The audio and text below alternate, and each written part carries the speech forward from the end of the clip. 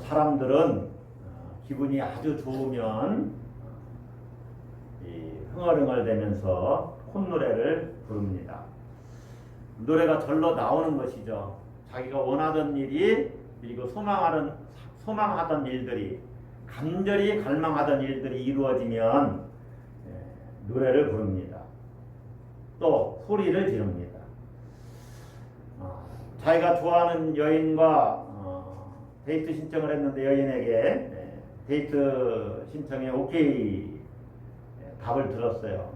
그럼 아싸 하면서 신나하지요. 마찬가지로 건강이 좋지 않아서 병원에 갔는데 아무 이상 없다는 소식을 들었습니다. 괜찮습니다. 다 이상 없어요. 조금 관리만 잘 하시면 됩니다. 이런 소리를 들으면 기분이 좋아지지요. 간절히 바라던 직장에 원서를 냈는데 직장에 출근하라는 소식을 들었어요. 직장을 잡은 거죠. 그러면은 사람들은 즐거워하고 기뻐하고 노래를 부릅니다. 흥얼흥얼 되는 거죠. 뭐 또 하다못해 내가 간절히 승리하기를 원하는 그 스포츠팀, 프로야구팀도 좋고 축구팀도 좋습니다. 농구팀도 좋아요. 그 팀을 응원하는데 그 팀이 우승을 했어요. 그러면은 얼마나 신나합니까? 나팔을 불어가면서 뭐 사람들 어울려 다니고 기분이 좋고 또 원하던 일이 이루어지면 이렇게 노래를 부릅니다. 흥얼댑니다. 그런데 이런 세상살이에서 겪는 많은 일들은 이 절대적인 그러한 것이 아니고 늘 상대적이라는 데 문제가 있어요. 모두가 원하는 대로 다 가질 수 있는 것이 아니라는 거죠. 또 모두가 또 건강할 수도 없습니다. 그리고 항상 내가 바라보는 대로 건강한 것도 아니에요. 때로 질병에 노출되고 질병에 걸리기도 하고 병에 걸리기도 해서 심각한 위기에 처할 때도 있습니다. 그리고 자기가 원하는 직장에 모두 다 취직을 하는 것도 아닙니다. 자녀들 문제도 마찬가지죠. 원하는 대로 진학하는 것이 아니고 또 원하는 대로 성적이 오르는 것도 아니에요. 그리고 내가 응원하는 스포츠 팀이 또 항상 그렇게 이기는 것도 아닙니다. 어떨 때는 형편없이 질 때도 있어요. 그러니까 삶의 어떤 작은 행복들, 소소한 행복들이 우리에게 늘 주어지는 것이 아니라는 거예요. 그러면 그런 행복들이 늘 주어지지 않으면 우리 그리스도인들은 노래하지 말라는 겁니까? 소소한 행복이 주어지지 않는데도 어떻게 우리가 찬송해야만 하는 것인가 하는 것을 오늘 우리가 말씀을 통해서 나누어 보려고 하는 겁니다. 삶의 소소한 행복이 늘 있는 것이 아닌데도 우리는 찬송해야만 하는 것인가? 자, 여러분 지난 한 주간을 이렇게 한번 돌아보세요. 여러분은 언제 찬송을 하셨습니까? 언제 정말 하나님을 찬양해야 되겠다. 어떤 순간에 노래하고 싶고 어떤 시간에 찬송하고 싶으신가요? 아니면 지난 한 주간 전혀 찬송하지 않았고 찬양하지 않은 일주일을 보내셨나요? 바울은 에베소에 2번 방문을 했습니다. 2차, 3차 선교 여행 때 방문을 했는데 2차 때는 좀 짧게 방문을 하게 되었고 3차 때는 약 2년간 에베소에 머물면서 복음을 전했어요. 그리고 에베소를 떠나게 됐죠. 에베소를 떠난 후에 세월이 어느 정도 흘렀습니다. 그리고 바울이 이제 감옥에 갇히게 되었는데 감옥에 갇혀 있을 때 에베소에 있는 교인들에게 편지를 보냅니다. 그것이 에베소서예요. 우리가 읽은 에베소서. 바울이 감옥에 갇혀 있을 때 에베소 교인들에게 편지를 보냈다. 그런데 본문을 읽어보면 찬송하리로다 이렇게 시작을 하죠. 3절에 1장 1, 2절은 그 문안 인사를 하는 것이고 편지니까 3절에 이제 본격적으로 바울이 이렇게 에베소 교인들에게 이야기를 시작하는 것인데 먼저 찬송을 이렇게 합시다. 찬송의 자리에 에베소 교인들을 초대하고 있어요. 오늘 본문을 보면 하나님의 영광을 찬송하게 하려는 것이다. 영광을 찬송한다. 하나님의 영광을 찬송한다. 이런 표현들이 자주 반복돼서 나와요. 일종의 그래서 이 본문은 초기 기독교가 불렀던 찬송가라고 생각하셔도 돼요. 마치 시편에 찬송시들이 많이 있잖아요. 그런 것처럼. 그래서 14절 끝날 때에도 그의 영광을 찬송하게 하려 하심이라. 하나님의 영광을 찬송한다 하는 표현이 계속 반복되고 나온다는 거죠. 자, 찬송이 뭡니까? 우리 영혼의 깊은 곳에서 나오는 기도이면서 신앙 고백이라고 할 수 있어요. 신앙 고백. 그러니까 노래로 찬송하는 것도 있지만은 내가 하나님을 이렇게 찬양하는 것도 하나의 찬송이 되는 거죠. 우리 영혼 깊은 곳에서 우러나오는 영혼의 노래, 생명의 중심에서 우러나오는 영혼의 노래가 찬송이에요. 무슨 노래가 찬송이라고요? 영혼의 노래. 자, 우리가 아까도 찬송을 했습니다. 그런데 예배 시간이니까 어쩔 수 없이 이렇게 찬송을 따라서 그냥 노래를 하는 것, 그건 어떤 형식이지요. 네. 여러분, 이 형식이 있습니다. 우리 예배도 순서가 있잖아요. 이게 형식인데 이 형식에 빠지면 안 돼요. 형식은 그야말로 형식이에요. 형식은 어떤 예배가 의미 있도록 어떤 순서를 정했다든가 의식이기 때문에 어떤 형식이 없을 수는 없잖아요. 예를 들면 예배 부름, 마지막 축도, 이걸 순서를 바꿔서 하는 것은 좀 그렇잖아요. 예배를 불렀는데 맨 마지막에 예배의 부름이 있으면 안 되잖아요. 그래서 순서를 정하는 것이죠. 제가 예전에 한번 원래는 신앙 고백은 설교를 듣고 난 다음에 해야 된다는 것이 예배학적으로는 맞아요. 왜냐하면 하나님에 대해서 알아야 신앙 고백을 할 수 있기 때문에. 그래서 우리 교회도 그렇게 시도했는데 모든 한국 교회들이 대개 설교 전에 신앙 고백을 하기 때문에 그렇게 합시다 하는 분들이 계셔서 제가 그냥 원래대로 이렇게 한국 교회 하는 대로 신앙 고백을 설교 전에 합니다.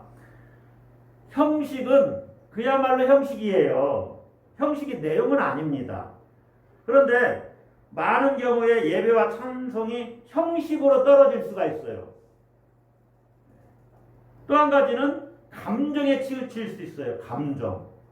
감정이 격하고 감정에 감동을 받을 수 있지요. 그러나 감정 자체를 가지고 찬양을 하는 것은 자기 만족에 그칠 수가 있어요. 그게 아니고 찬송은 우리 영혼에서 우러나오는 노래가 돼야 되는 거예요. 영혼에서 우러나와야 된다. 이게 아주 중요해요. 영혼에서 우러나온다는 것은 하나님과의 관계 속에서 나오는 노래가 되어야 된다 하는 말이에요. 자, 그러면 우리가 무엇을 찬송하는 겁니까? 이것은 기본적으로 다 알고 계시죠. 우리는 하나님을 찬송합니다. 왜 하나님을 찬송해야 되느냐? 이것도 기본적인 것은 하나님은 창조주시고 우리는 피조물이기 때문에 찬송해야 됩니다. 당연하지요. 하나님이 우리를 지으신 분이기 때문에 찬송해야 됩니다. 그래서 이 찬송을 한다는 것은 하나님이 하나님 되시도록 하는 겁니다. 하나님이 하나님 되시도록 찬송하는 거예요. 우리는 피조물의 입장에 서서 저는 하나님이 지으신 피조물일 뿐입니다 하는 자세를 갖는 거죠. 창조주의 창조주 되심을 영혼의 깊이에서 인정하는 이러한 영적 태도가 바로 찬송이에요. 찬송. 자, 그런데 본문은 찬송하리로다 이렇게 시작하면서 구체적으로 우리가 하나님을 왜 찬송해야 되느냐, 찬송해야 하는 이유를 말하고 있어요. 자, 3절을 한번 봅시다. 3절. 찬송하리로다. 하나님 곧 우리 주 예수 그리스도의 아버지께서 그리스도 안에서 그리스도 안에서 하늘에 속한 모든 신령한 복을 우리에게 주시되. 그러니까 우리가 왜 찬송해야 되느냐? 하나님께서 우리에게 어떤 복을 주셨다고요? 신령한 복을 주셨다. 따라서 한번 하겠습니다. 하늘에 속한 모든 신령한 복. 어디에 속했어요? 하늘에 속했어요. 신령한 복을 주셨는데 이 복은 신령한 영적인 복이다 그 말입니다. 하늘에 속해 있는 복을 주셨어요. 여러분, 영적인 복은요 세상적인 것과 다릅니다. 영적인 복은요 이 절대적인 거예요. 다시 말하면 신령한 복이라는 건 하나님으로부터 오는 복을 이야기해요. 이건 상대화되지 않는 복입니다. 다시 말하면 세속적인 복하고는 달라요. 세속적인 복이 아니다 그 말입니다. 세속적으로 세상적으로는 출세하는 것을 복이라고 할 수 있습니다. 재물이 늘어나는 것, 재물 증식, 이것이 복이라고 할 수가 있어요. 또 내가 더욱더 건강해지고 내 명예가 높여지는 것, 이런 것들이 복이라고 할 수가 있습니다. 이런 세속적인 복은 영적인 복이 아닙니다. 달라요. 수입이 많아지고 자식이 잘 되는 것, 이것은 영적인 복이 아니에요. 어찌 보면. 왜냐하면 세상 사람들도 그러한 복은 얼마든지 받을 수 있어요. 얼마든지 그렇게 돼요. 그래서 우리 그리스도인들이 이 세속적인 복을 받는 것을 영적인 복으로 착각하면 안 됩니다. 어떤 분들은 이렇게 얘기하죠. 목사님, 성경에 후손들이 잘 되고 땅에 대한 약속이 나오잖아요. 물질적으로 넉넉하게 되는 복을 주신다고 하잖아요. 세속적인 복을 이야기하는 겁니다. 그런데 여러분, 그 물질적으로 넉넉해지고 후손이 잘 되는 것, 이것은 핵심이 아니에요. 그 핵심이 뭐냐? 그 가운데서 말씀하신 핵심이 뭐냐? 하나님이 복을 주시는 근원이 되신다는 게 핵심이에요. 하나님이 복의 근원이라는 겁니다. 할렐루야. 누가 복의 근원이라고요? 하나님이 복의 근원이라는 거예요. 하나님이 그렇게 해주신다는 것이 핵심이에요. 그러니까 우리가 영적인 복을 받아도 때로는 세속적인 복을 받지 못할 수도 있어요. 하나님은 1차적으로는 영적인 복을 우리에게 주시는 것이지, 세속적인 복은 세상 살이에 필요한 그런 어떤 능력이 있는 사람은 그러한 복을 많이 취득할 수가 있고, 때로는 우리가 실수해서 그런 복을 놓칠 수도 있어요. 그래서 복의 근원이 하나님께 놓여있다는 사실을 성경이 말하는 것이지 물질적이고 세속적인 복을 말하는 게 아니라는 것을 여러분이 주목해서 보셔야 됩니다. 만약에 우리가 그리스도인이면서 그 세속적인 복을 위해서 신앙생활을 한다면 그런 신앙생활은 무속 종교와 다를 바가 아무것도 없다. 무속 종교와 똑같다. 하나님을 단지 그냥 무당 위치에 놓는 것과 똑같은 거예요. 여러분, 이걸 명심해야 됩니다. 그런 하나님을 자기가 만드는 거죠. 하나님은 무조건 우리를 잘되게 하실 거야. 이 땅에서. 그러면 여러분, 그런 분들에게는 믿음의 선조들의 순교를, 믿음의 선조들의 고난을, 지금도 마찬가지죠, 설명할 길이 없습니다. 예를 들면 한 가정이 있고 두 가정이 있다고 합시다. 한 가정은 서로 조금 가난한데 서로 가족들끼리 신뢰하고 사랑하고 그래서 화목하고 웃음이 넘치면서 살아요. 근데 이 한 가족은 돈은 많아요. 그런데 만나기만 하면 싸워요. 서로 경쟁하고 욕심을 부립니다. 그래서 자주 만나지도 않아요. 같이 잘 식사도 안 해요. 그러나 가족은 가족이에요. 여러분, 어떤 가족이 더 좋은 겁니까? 세속적인 복과 영적인 복은 이렇게 완전히 달라요. 서로 비교할 수도 없어요. 질적으로 다른 것이기 때문에. 물론 가족은 이제 이 땅에서 살아가는 동안 경제적으로 여유가 있으면 더 좋은 것이고, 그러면서 서로 화목하고 우애가 깊고 신뢰하는 사랑하는 가족관계면 더할 나위 없겠죠. 그러나 영적인 것과 이 세속적인 것을 나눌 때는 둘은 비교할 수가 없어요. 그럼 기독교 신앙은 무엇을 쫓아가고 무엇에 집중하는 것이냐? 원천적으로는 전적으로 영적인 복, 신령한 것을 쫓아가는 겁니다, 여러분. 때로는 세속적인 것을 내려놓는 거예요, 내려놓는 거예요. 지난주 목사님 두 분하고 만남이 있었는데, 우리 기독교 신앙은 어찌 보면 무소유를 주장하는 건 아닙니다. 그런데요, 수도원에 들어가는 수도사들은 세 가지 덕목을 이렇게 주장을 해요. 그 중에 하나가 가난입니다. 가난, 청빈, 순결인데 가난이 가난. 가난과 이렇게 결혼한다 하는 표현을 써요. 그래서 내가 가난하게 되더라도 내 소유가 없더라도 나는 하나님 안에서 세상을 위해서 기도하는 삶을 일생 살겠다. 이 사람들이 수도사예요. 세상을 마음에 품고 하나님만 바라보면서 살겠다.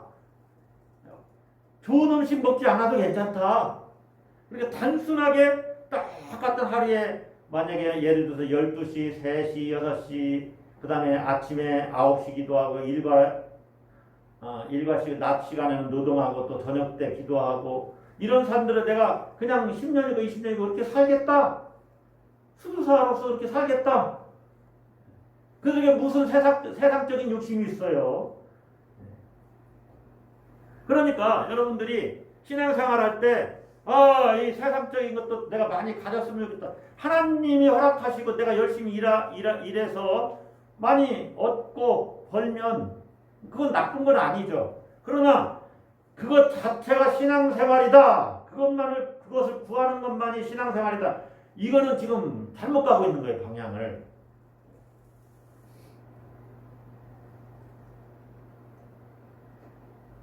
아주 쉽게 여러분들이 늘 가까이서 보지만 목회를 하기로 결단을 했는데 자립하지 못하는 교회를 평생 하실 수도 있어요. 요즘엔 어렵잖아요, 교회들도.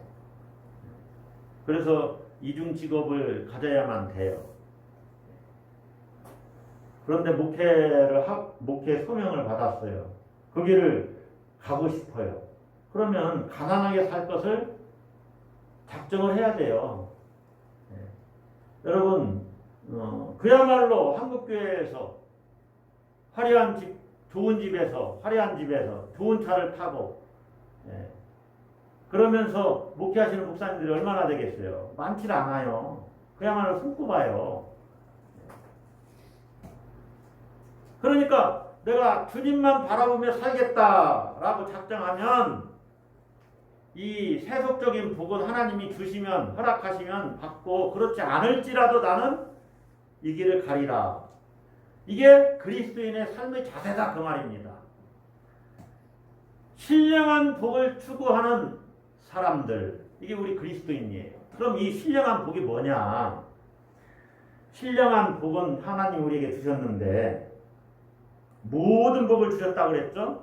그런데 오늘 대표적으로 이것 하나만 딱 내 마음속에 심고 이렇게 이 복이 모든 복을 다 아우르는 건데, 모든 복을 포괄하는 복이 있는데 그 복이 바로 5절에 나와요. 5절에 신령한 복을 우리에게 주시되, 4절부터 한번 읽어보면은요, 곧 창세전에 그리스도 안에서 우리를 택하사 우리로 사랑 안에서 그 앞에 거룩하고 흠이 없게 하시려고 그 기쁘신 뜻대로 우리를 예정하사, 택함도 나오고 예정도 나와요. 오늘 사실 본문은 엄청난 신학적인 그 주제들이 많이 나옵니다. 이게 다 설명할 수가 없지요.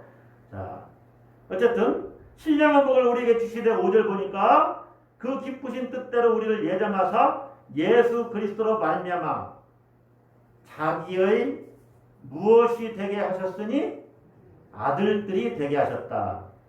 예, 우리 여성분들은 좀 기분이 나쁘실 수 있을지 모르지만 어쨌든 이건 대표성입니다. 여러분들 다 아들이에요. 예, 하나님의 아들. 예. 그러니까 신령한 복은 뭐냐면은 하나님의 아들이 되는 겁니다. 본문에는 뭐 제사함, 속량, 그 다음에 성령으로 인치셔서 기업이 되게 하셨다. 모든 여러 가지 이야기들이 나와요. 뭐 예정하시고 택하시고 그것도 창세전에 이런 모든 것이 어디에 다 귀결이 될 수 있냐면은 하나님의 아들이 되게 하신다는 그 표현에 다 귀결될 수 있어요. 하나님의 아들이라는 그 자체가 모든 것을 다 아우른다 그 말입니다. 여러분 우리는 피조물인데 어떻게 하나님의 아들이 됩니까? 전혀 하나님하고 상관없는 그런 존재였었잖아요. 예수님은 독생자이셨지만은 예수님은 선제적으로 그리고 존재론적으로 하나님의 아들이십니다. 이 땅에 오시기 전에 하나님의 아들이셨어요. 성자 하나님이셨어요. 근데 우리는 어떻게 아들이 됐냐면 이제 예수님께 의존되어 있음으로 말미암아 하나님의 아들이 된 거예요. 이게 양자되었다라는 거죠. 우리는 원래 하나님하고 전혀 상관이 없이 떨어져 있던 존재입니다. 심지어 로마서에 의하면 하나님과 원수지간이었다고 그러잖아요. 그런데 예수님으로 말미암아 아들이 된 겁니다. 자, 아들이 됐다는 것은 하나님과 관계가 다시 새롭게 됐다는 의미거든요. 그러면 관계가 회복되었다는 의미인데 원래는 관계가 이렇게 떨어져 있었다는 표현이죠. 그것이 전제되어야만 해요. 왜 떨어져 있었느냐? 이게 죄 문제 때문이에요. 죄로 인해서 하나님과 분리되었다는 것이 전제되어 있어요. 아들이 되었다라는 표현 속에는. 생명으로부터 분리되어 있었다. 그 말이죠. 여러분 스스로 우리가 생명을 완성할 수 있습니까? 여러분 스스로 생명을 완성할 수가 있어요? 생명을 완성할 수가 없어요. 내 스스로. 실제로 육체적인 죽음이 누구에게나 다 있지요. 그리고 이 세상을 사는 동안에도 죽음 때문에 공허하고 공고합니다.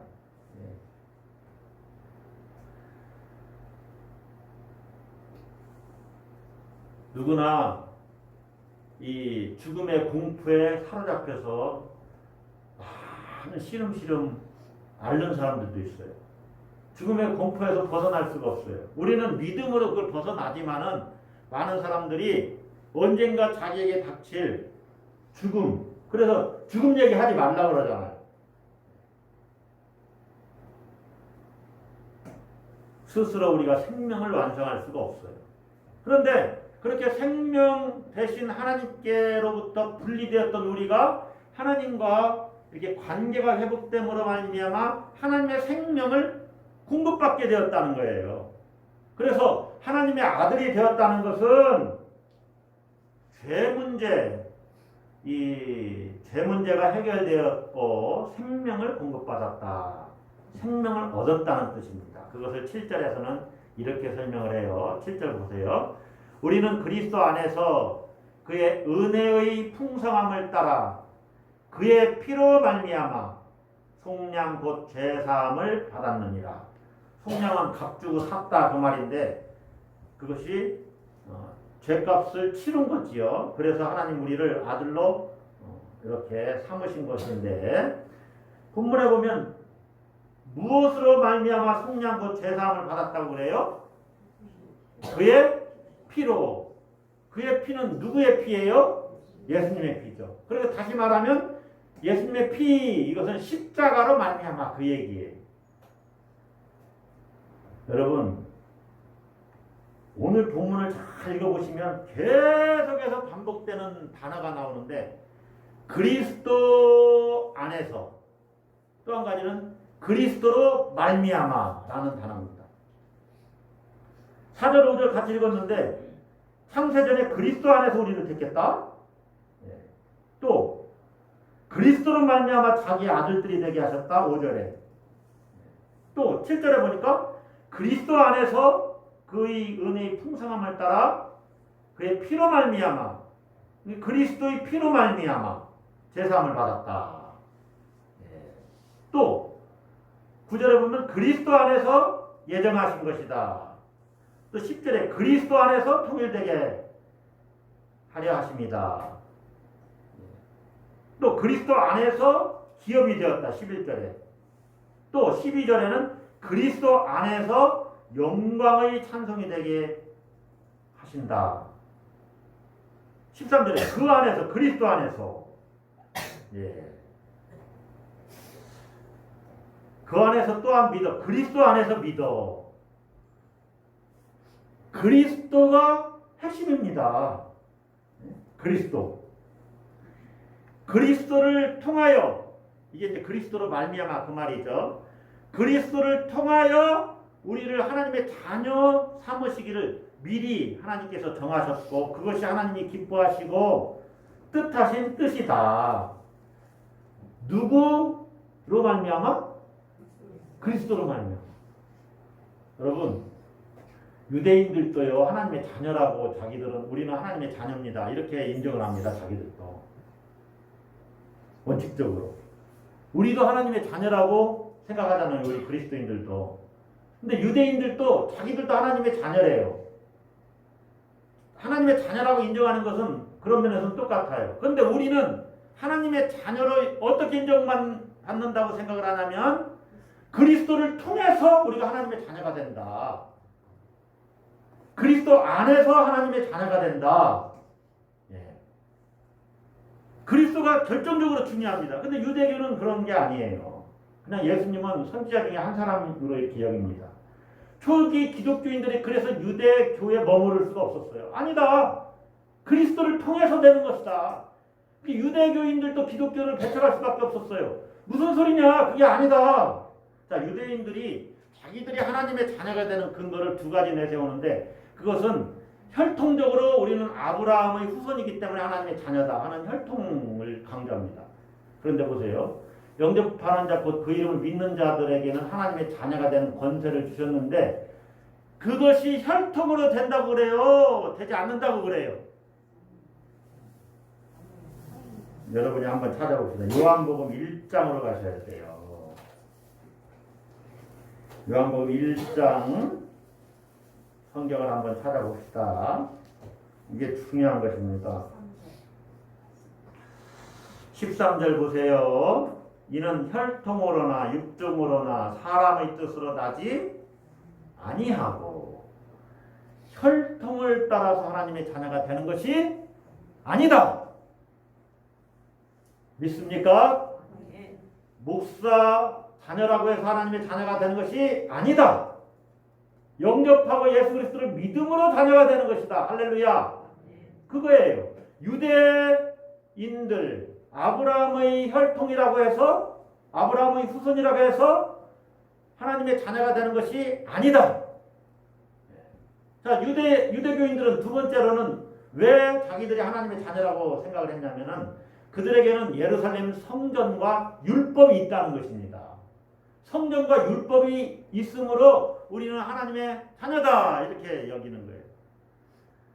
여러분, 이들은 이 두 가지 사실, 혈통적으로 아브라함의 후손이다, 그리고 성전과 율법이 있다, 이 두 가지 사실로 인해서 아주 자부심이 대단했고 그것을 가지고 성실하게 살았습니다. 그것도 대단한 일이죠. 초지일관 일생. 우리는 아브라함의 후손이야, 선민이야 하는 것이죠. 그리고 우리는 성전과 율법이 있어, 하나님 말씀이 있어, 그걸 잘 지키고 살아가려고 합니다. 그런데 문제가 있어요. 그런 방식으로는 하나님을 바르게 인식하거나 경험할 수 없다는 것입니다. 왜 그러냐면 그들의 태도는 종교의 본질이 아니고 형식을 절대화하는 오류에 빠지게 돼요. 형식을 절대화한다는 거예요. 이게 얼마나 심각하냐면요, 여러분. 예를 들면 형식주의는요 이런 겁니다. 우리가 하나님을 예배하러 이 예배당에 나왔습니다. 그 예배에 참석해요. 그런데 그 형식에는 참석하고 있지요. 근데 내 마음은 하나도 하나님을 예배하고 싶은 마음이 없어요. 그런데 예배를 계속 참석해. 매주마다 예배 시간에 딴 생각하고 집중하지도 않고 하나님 의식하지도 않고 생각하지도 않고 그러는데 예배는 드려요. 이게 형식주의입니다. 형식주의. 그래서 예배 시간에 주님 사랑해. 주님 사랑해요 하는데 입술로는 따라하는데 마음은 하나도 주님을 사랑하는 마음이 없다면은 이미 형식주의에 빠졌어요. 왜 이게 문제냐? 형식주의는 위선을 낳습니다. 유대교인들이 예수님께 책망받은 이유가 그거예요. 그들의 종교적 위선을 예수님이 아주 날카롭게 지적하는 겁니다. 제사는 드리는데 성전에서 장사하죠. 그래서 성전 정화 사건, 안식일 논쟁도 마찬가지입니다. 안식일 자체가 중요한 것이 아니라 안식일을 어떻게 지키느냐, 어떤 정신으로 지키느냐가 중요한 거예요. 여러분이 신앙생활할 때 명심을 하셔야 됩니다. 내가 성경을 읽어도 나 성경을 많이 읽어서 이 성경 지식을 쌓고 사람들이 뭐 물어보면 잘 대답해서 야 당신 성경을 엄청 아는구나 많이 읽는가 보다 이런 소리를 들어야지 본질이 아니에요. 그래서 형식은 위선을 낳는다. 형식주의는 위선을 낳는다는 걸 생각해야 돼요. 예수님의 제자들은 유대교가 강조하는 아브라함의 후손 또 성전과 율법의 절대화라는 것으로부터 벗어나서 그렇게 해서 하나님의 자녀가 되는 것이 아니라 오직 예수 그리스도를 믿음으로 예수 그리스도를 통해서 예수님 안에서 자녀가 된다. 그러니까 이 혈통주의나 율법과 성전으로부터 그것의 절대화로부터 자유로움을 얻게 된 거예요. 이야, 내가 예수님 믿음으로 정말 하나님을 알게 됐구나. 하나님의 자녀가 됐구나. 예수님을 믿음으로 내가 죄사함 성량을 받았구나. 하나님의 기업이 되었구나. 하는 것을 깨닫게 됐어요. 그러니까 얼마나 자유합니까? 이제 율법주의에서 벗어났다 그 말입니다. 여러분 율법주의는요, 여러분이 헌금생활도 마찬가지고 모든 우리 신앙생활이 마찬가지예요. 그것부터 벗어나야 됩니다. 그래서 바울이 이 에베소 교인들에게 예수님을 통해서 우리가 하나님의 자녀가 되었으니 모든 우리를 얽매이는 그 구속하는 우리를 얽매이는 이때 구속은 뭐 구원받았다 그런 뜻이 아닙니다. 우리를 얽매이는 억압하는 그런 모든 장벽들이 예수님 때문에 허물어졌으니 얼마나 우리가 자유함을 누리고 해방감을 누리느냐. 그러니 어찌 우리가 찬양을 하지 않을 수 있겠느냐. 그래서 찬송하리로다 이렇게 시작하는 겁니다. 하나님의 은혜의 영광을 찬양하자. 우리를 초청하는 거죠. 여러분이 하나님의 은혜의 영광을 찬양하는 하나님의 자녀가 됐다는 것은요. 여러분이 또한 하나님의 영광의 찬송이 되었다는 겁니다. 할렐루야. 예, 그거는 부모가 자녀들 막 자랑할 때 막 자기 영광이 되는 거잖아요. 자녀가. 그런 거와 똑같아요. 제 말이 아니고 성경 말씀입니다. 자, 보세요. 11절에 보면 뒷부분에 예수님 안에서 기업이 되었다. 우리가 하나님의 기업이 되었다. 하나님의 상속자가 되었다는 거죠. 천국의 상속자가 된 것인데 이는 우리가 그리스도 안에서 전부터 바라던 그의 영광의 찬송이 되게 하려 하심이라. 여러분이 하나님의 영광의 찬송이 되었다. 그 말입니다. 얼마나 위대하고 대단한 신분인지 몰라요. 여러분 은혜의 영광을 찬송하는 삶을 사는 것은 맨 처음에 제가 설교 서론에서 이렇게 말씀드렸듯이 세상살이는 우리를 롤러코스터 그 타보셨나? 우리 연세 드신 분들은 그거 타면 심장마비 올 수도 있습니다. 절대 타면 안 돼요. 팍 올라갔다가 한꺼번에 그냥 떨어지죠. 세상살이가 그런 거예요. 뭐 사자성어로는 새옹지마라고도 하잖아요. 오르락내리락 한다. 그 말이 한마디로 말하면 좋은 일이 있다가 또 때로는 또 안 좋은 일도 생기고 안 좋은 일이 있다가도 좋은 일이 생기고 일이 일비하고 그러는 게 세상살입니다. 경제적으로도 어느 때는 좀 부유해졌다가 실수하면 또 돈을 많이 재정적으로 어려움을 당하기도 하고 국가의 정책도 우리에게 때로는 기쁨을 주기도 하지만 때로는 야 이렇게 하면 안 되는데 우리가 막 우리 속을 막 상하게 하고 당장 코로나19 바이러스가 4단계 거리두기 그래서 비대면 예배를 드리라고 하잖아요. 이미 우리 교단에서는 공문이 이렇게 일단 먼저 문자로 왔어요. 비대면 예배를 드리셔야 한다고. 그래서 2주간 다음 주, 그 다음 주 주일까지 12일부터 25일 비대면 예배를 드리라고 그래요. 속이 상하죠. 세상 안에는 그래요. 마음에 들었다 들지 않았다. 기쁨이 있다가 또 때로는 슬픔에 젖었다. 늘 상대적이다 그 말입니다. 그러면 항상 찬송해야 될 텐데 어떻게 우리가 이 세상살이를 살아가고 있는 우리가 늘 이 기쁨 충만한 찬송을 드릴 수 있겠느냐 하는 거죠.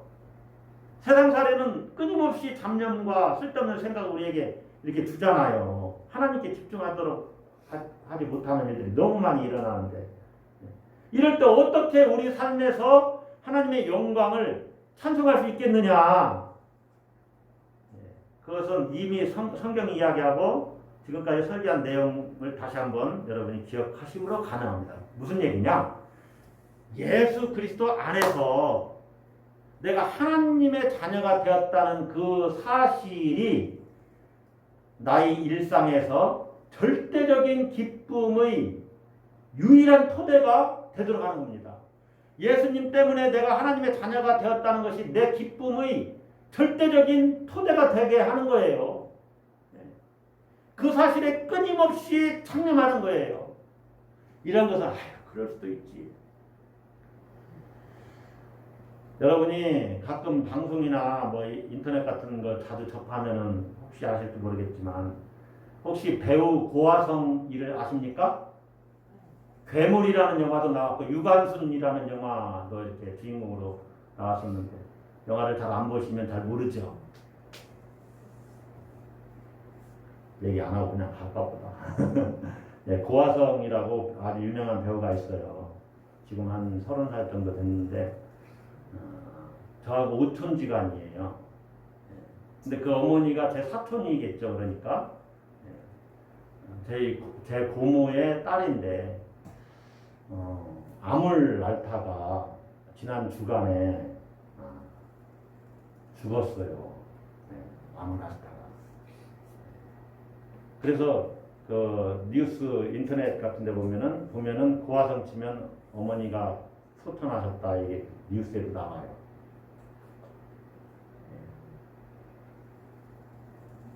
세상살이는 그런 일들이 너무나 많다는 거예요.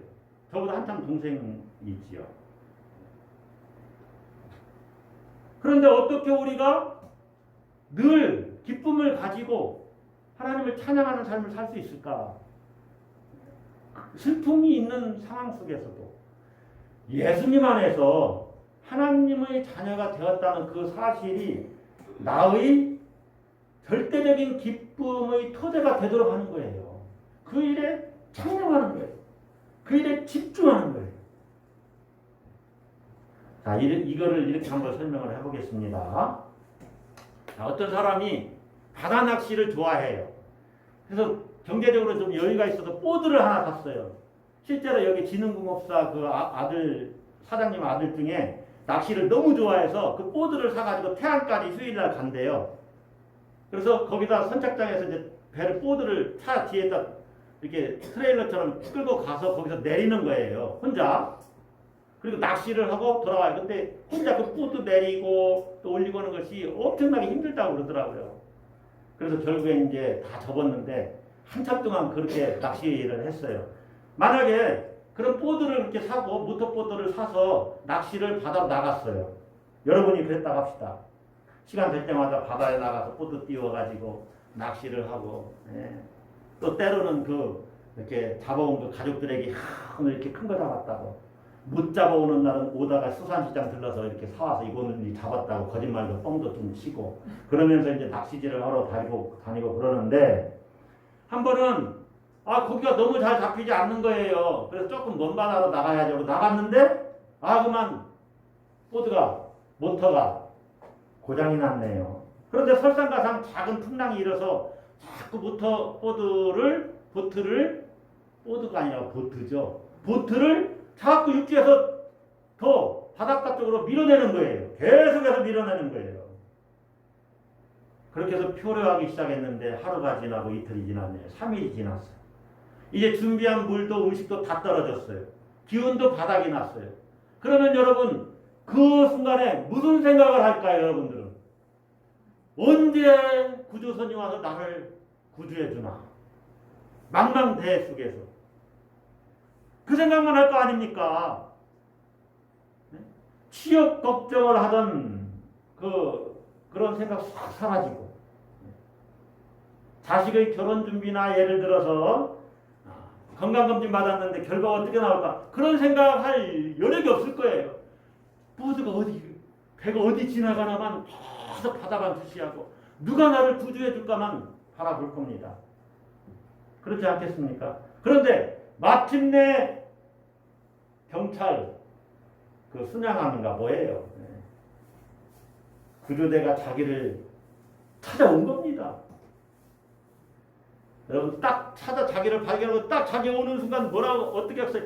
이야 살았다. 그 순간이 어떤 절대적인 차원의 경험입니다. 그 순간이. 여러분 예수 믿으면서 그 순간이 있습니까? 이야 내가 정말 구원받았구나. 모든 죄를 용서받았구나. 내 힘으로는 내가 생명을 완성할 수도 없었고 죽음의 그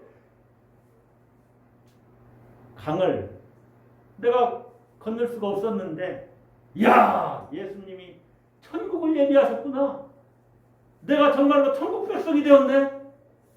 그 순간만큼은 어떤 잡념도 어떤 생각도 들지 않는다 그 말입니다. 이것이 절대적 기쁨의 차원입니다.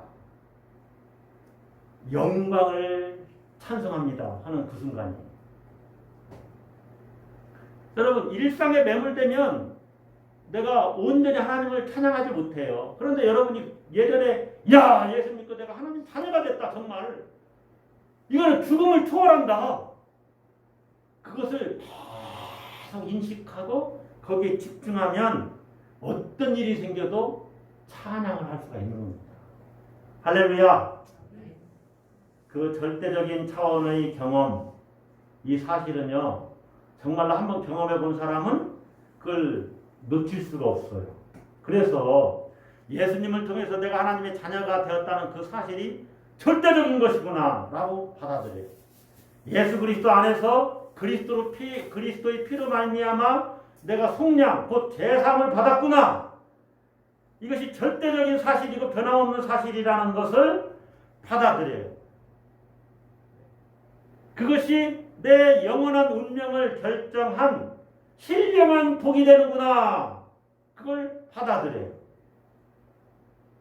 그러니 어찌 찬양을 안 할 수가 있습니까? 여러분 이제 말씀을 정리하겠습니다. 여러분 하나님께서 아무도 알아주지 않고 외롭고 고독한 삶을 살아도 내가 설사 그렇게 산다고 할지라도 나를 찾아오셔서 이미 창세전에 예정하시고 택하셔서 우리에게 신령한 복을 주시기를 작정하셨고 이제 예수 그리스도로 말미암아 그 신령한 복을 주셨어요. 우리가 그 복을 받았습니다. 이것이 절대적인 기쁨의 토대가 됩니다. 이제 그래서 여러분이 그리스도를 통해서 내가 하나님의 자녀가 되었다는 그 사실에 좀 더 귀를 기울여 보세요.